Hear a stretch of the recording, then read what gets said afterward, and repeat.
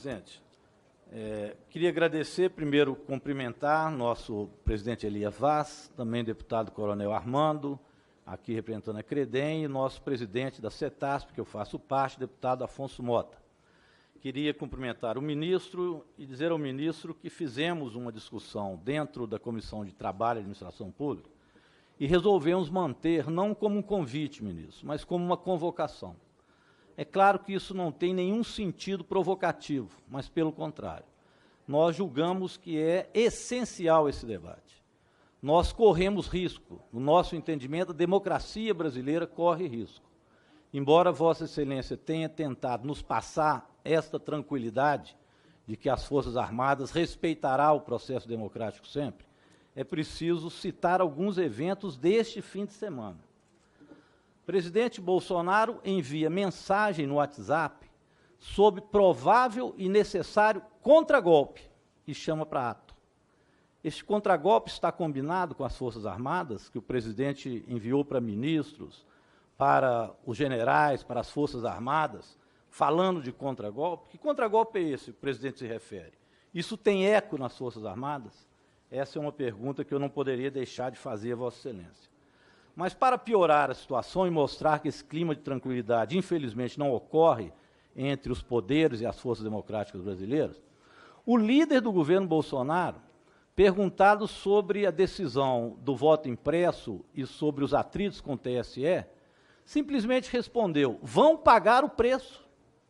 O líder do governo disse que o TSE vai pagar um preço. Que preço é esse que o governo, através do seu líder, está querendo dizer ao povo brasileiro que nós teremos que pagar?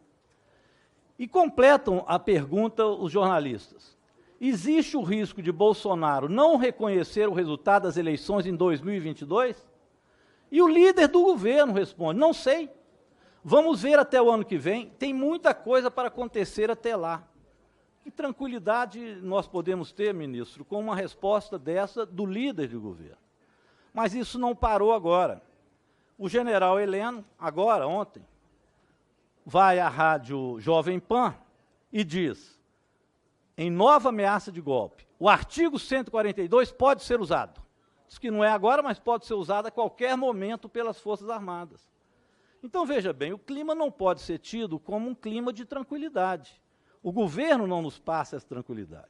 Então, a pergunta que eu tenho que fazer a Vossa Excelência: entendo uma ordem do presidente da República em não permitir as eleições em 2022. Qual a posição das Forças Armadas? E o senhor, como representante legal, como disse aqui, das Forças Armadas brasileiras, vai nos dar essa tranquilidade? Essa pergunta eu julgo que é fundamental.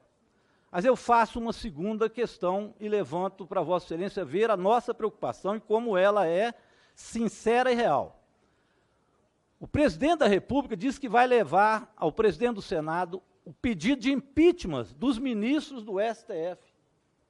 Isso foi assunto de governo? Isso é apenas da cabeça do presidente? Isso é uma política de governo? O governo Bolsonaro quer impeachment de ministros do Supremo? E o que estaria ligado a isso?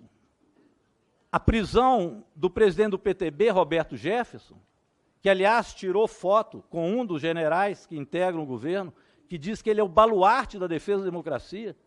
Isso depois dele apontar armas e dizer que ia pear todo mundo de lá armado, o Roberto Jefferson. A prisão dele é tão absurda assim, para quem afronta o Supremo, o sistema democrático brasileiro, para que o presidente vá pedir impeachment de ministro do Supremo? Então, ministro, realmente o clima não é de tranquilidade.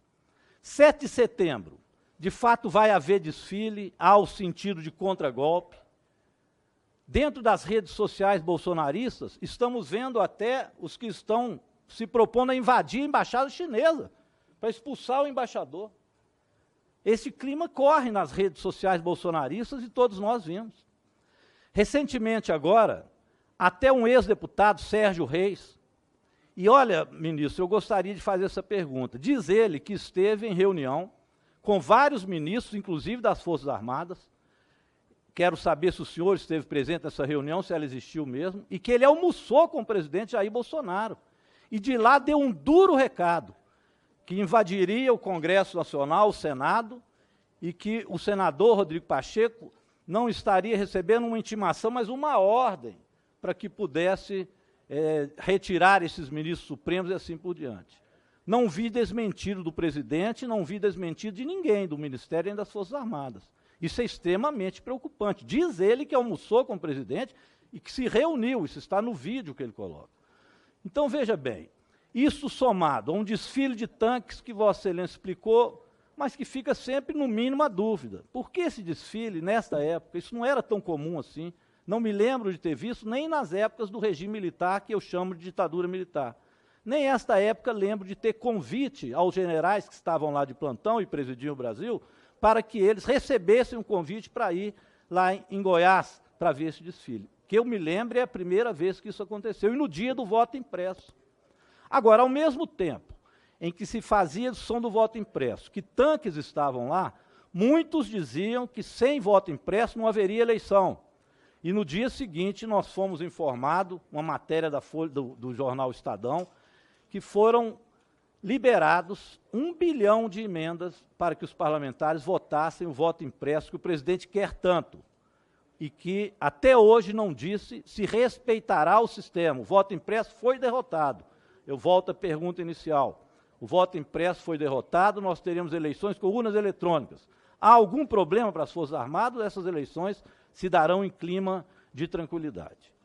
Peço a Vossa Excelência também, que não é um assunto que nos trouxe aqui, mas julgo importante, que pense na reforma administrativa que está aqui tramitando. Ela vai atingir professores, que recebem muito pouco, profissionais da saúde, o baixo clero, vamos dizer assim, do serviço público. Não há uma palavra sobre o que acontecerá aos militares do ponto de vista de uma reforma administrativa. E a gente sabe que tem tido muitas discussões acerca de privilégios, tanto de aposentadoria quanto de salários, inclusive dobrados. E isso não tem a mínima discussão aqui, mas se joga a culpa no serviço público.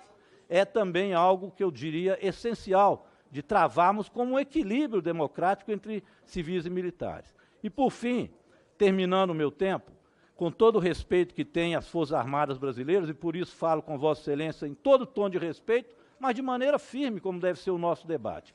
Existe aqui uma PEC para que os militares se reformem para participar do governo, até para que não haja confusão entre governo e Forças Armadas. Eu queria saber também a opinião do senhor em relação a isso. É claro, termino, presidente, dizendo que nós, evidentemente, temos medo de golpe.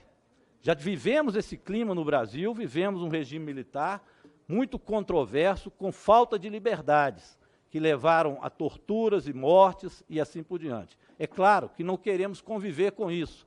E é obrigação nossa, enquanto deputados, resguardar a democracia brasileira. Viva a liberdade! Eu espero respostas concretas de Vossa Excelência. Muito obrigado. Antes de passar a palavra para o deputado Paulão, que está online, eu só queria fazer um pedido aqui. Houve uma solicitação, uma reclamação de alguns parlamentares, que nós temos um ambiente aqui bem cheio de pessoas, né, e alguns deputados não estão usando máscara. Eu gostaria de pedir, eu acho que